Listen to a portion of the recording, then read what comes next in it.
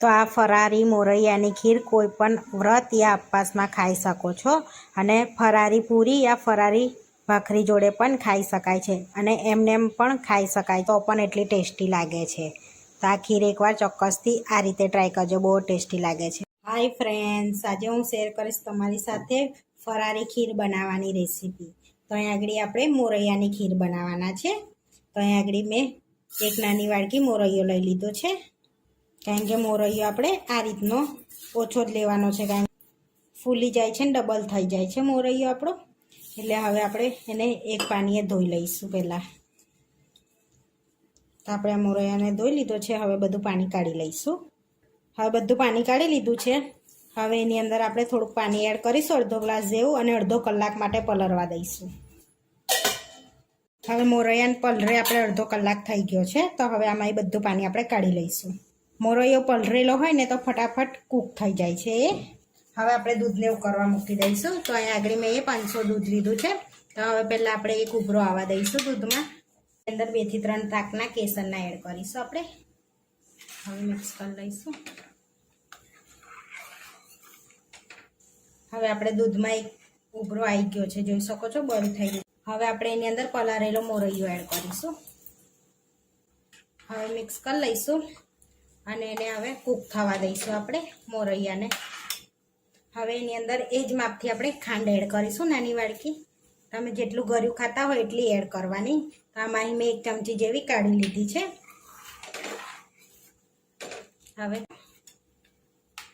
હવે એની અંદર આપણે વાટેલી બદામ એડ કરીશું.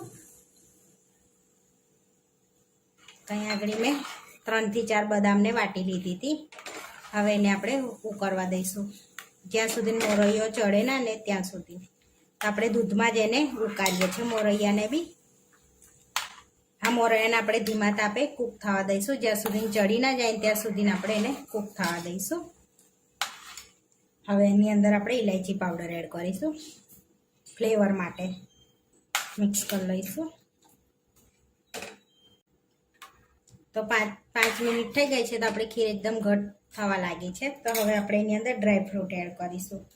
તો અહીંયા કાજુના ટુકડા એડ કરીશું આપણે, થોડા 1 ચમચી જેવા પિસ્તાના ટુકડા એડ કરીશું. 1 ચમચી જેવી બદામની કતરણ એડ કરીશું. સરસ એવું હવે 5 મિનિટ ફરી થવા દઈશું, એટલે આપણી ખીર રેડી થઈ જશે. મિક્સ કરી લઈશું. હવે આપણે સરસ જોઈ શકો છો થીક થવા લાગી આપણી ખીર. તો 5 મિનિટ થઈ ગયા છે. તો હવે આપણે મોરૈયો ચેક કરી લઈશું. તો સરસ મોરૈયો આપણો ચડી ગયો છે. આપણી ખીર બી સરસ એવી થીક અને ડ્રાયફ્રૂટથી ભરપૂર આપણે ખીર બનાવી છે આજે. થીક બી થઈ ગઈ છે આપણી ખીર.